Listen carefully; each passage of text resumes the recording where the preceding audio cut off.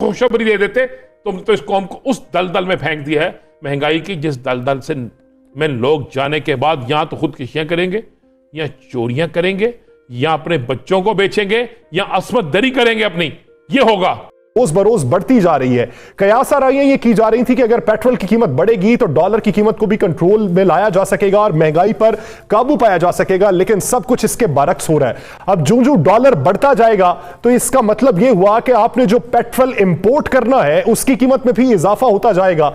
तो ये पेट्रोल की कीमत कहां पर जाके रुकेगी? जय हिंद दोस्तों, मैं महेंद्र शर्मा स्वागत करता हूं वन वर्ल्ड हिंदी में आपका। उम्मीद करता हूं आप खुश और स्वस्थ है। दोस्तों आइए दिखाते हैं पाक मीडिया की एक और लेटेस्ट डिबेट, जिसमें कैसे पाकिस्तान की जो मईशत तबाह हो चुकी है, उसके बाद पाकिस्तान के जो गरीबों पे असर पड़ रहा है, जो लोग सड़कों पे आ चुके हैं। एक बहुत ही मार्मिक स्टोरी इसमें पाकिस्तानी मीडिया में आज डिस्कशन की है, जिसमें कि एक पूरा परिवार तबाह और बर्बाद हो चुका है। और वो कितने ही पाकिस्तान में परिवार होंगे जितने तबाह और बर्बाद हो चुके होंगे, जो इमरान खान और इस नई हुकूमत की वजह से इकोनॉमिक क्राइसिस की चपेट में आ चुके हैं। तो कहीं ना कहीं आज लोगों के पास खाने को दाने नहीं है और पहनने को कपड़े नहीं है, और रोडों पे आ चुके हैं लोग, भूखमरी से मर रहे हैं। तो कहीं ना कहीं आज पूरे पाकिस्तान की मईशत तबाही का जो नतीजा है वो पाकिस्तान के आवाम को अब भुगतना पड़ रहा है। क्योंकि अभी आप देखोगे आने वाले समय में पाक मीडिया भी खुद कहने लगी है कि लोग अब चोरी डकैती और लूटमार रोडों पे करेंगे और साथ में अपने बच्चों तक को बेच देंगे। तो कहीं ना कहीं आज पूरी पाकिस्तान की तबाही का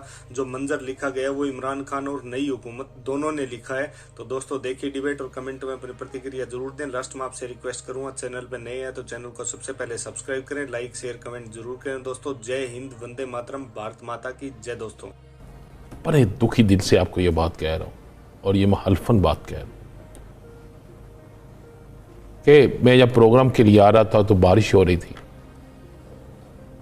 और इस बारिश में मैंने एक इशारे के पास एक पूरी फैमिली, 4 बच्चियां थी, एक बच्चा था, औरत और मर्द, वो एक हसरत की तस्वीर बने बारिश में साइड पे खड़े थे। और पता उनके हाथ में क्या था? उनके हाथ में गोलियां और टॉफियां थी जो बारिश के पानी से खराब हो रही थी।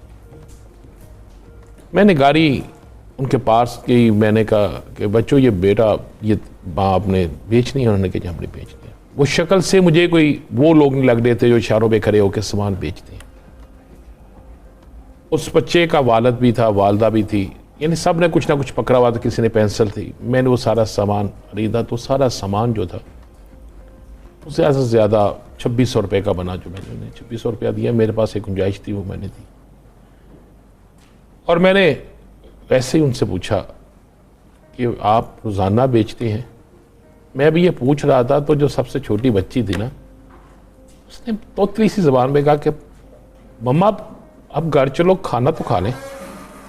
मुझे बिल्कुल ये आपको बता रहा हूँ कि मैं उस वक़्त का सोच रहा हूँ कि कब से भूखी थी बच्ची, वो कब से उस बेचारी इस चक्कर में थी कि बेचने वाला बिस्कुट भी नहीं खा सकता। मैंने पूछा उस आदमी से आगे, मैंने कहा आप यही काम करते हैं, क्या करते हैं? तो उसने कहा कि मैं एक फैक्ट्री में जॉब करता था। 2 दिन पहले मेरे समेत 100 लोगों को वहां से निकाल दिया गया। मेरी 60,000 रुपया तनख्वाह थी। मेरे बच्चे स्कूलों में पढ़ते थे। मेरी बीवी कमेटी डालती थी, घर में कपड़े सी लेती थी, और हम बड़े अच्छे तरीके से खुशहाल थे। 2 दिन पहले जब निकाला गया तो तनख्वाह भी नहीं दी गई, और निकालने की वजह उन्होंने ये बताई कि महंगी बिजली, महंगे पेट्रोल की वजह से हम जो चीज़ें बना रहे हैं वो चीज़ें नहीं बिक रही, वो इस रेट पे नहीं बिक सकती, तो हमें कुछ डाउन साइजिंग करनी पा रही है, जिसकी वजह से आपको भी निकाल रहे हैं।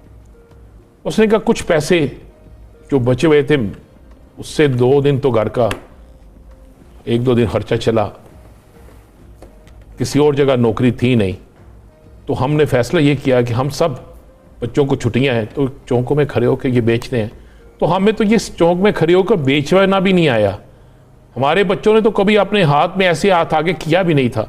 सुबह से यहाँ खड़े हैं, कुछ बेचना चाहते हैं, हिम्मत नहीं पड़ती किस तरह जाए। ये बच्चे जब आगे जा किसी कार के पास, गाड़ी के पास जाने की कोशिश करते हैं तो मैं इन्हें वापस खींच लेता हूँ। वो कहता मुझे यकीन करे रोना आ गया उसकी बात सारी सुन के। मैंने उससे कहा जी आप आज तो जाएं, मैंने उसका नंबर ले लिया। वो औरत जो उसके साथ उसकी बीवी थी उसने बाकायदा नकाब किया हुआ था, बच्चे शक्ल से लग रहे थे। तो मुझे बताएं कैसे हाकिमों को, ऐसे सियासतदानों को क्या रोज़े मैशर जवाब नहीं देना पड़ेगा? या सर उन मासूम बच्चियों की गुफ्तगू, उसके वालदैन, ये तो एक फैमिली जो मैंने देख ली, कितने ऐसे लोग होंगे जिनके घरों में अब चूल्हा नहीं जल रहा होगा। ये अब तो कहां गए? बड़ा शहर था इसलिए आपने देख ली। कहां गए वो लोग जो महंगाई मार्च करते थे? कहां गए वो फिलासफर, दानिश्वर जो 5, 4, 3, 2 रुपए की चीज महंगी होती थी लेक्चर देते थे? कहां गई वो मजहबी जमातें? कहां गए वो समाजी रहनुमा? कहां गए वो ह्यूमन राइट्स की तंजीमें? कहां गए वो सिविल सोसाइटी के लोग जो आम आदमी की बात के लिए बाहर निकलते थे?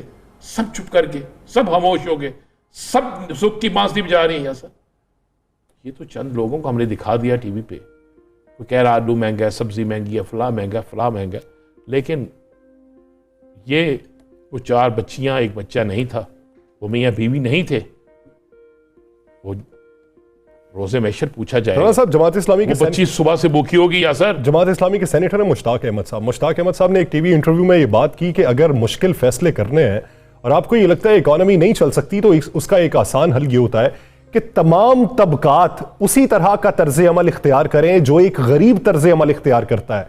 तब भूख का एहसास आपको भी होगा, इस सख्ती का एहसास आपको भी होगा, और वो जो गरीब है उसे इसका एहसास ज्यादा नहीं होगा, क्योंकि उसे इस बात का अंदाजा होगा कि ये जो बड़े तबकात वाले हैं वो भी मेरी सतह पे आके सोच रहे हैं। लेकिन हमारे यहां तो इस तरह प्रैक्टिकल होता नहीं है।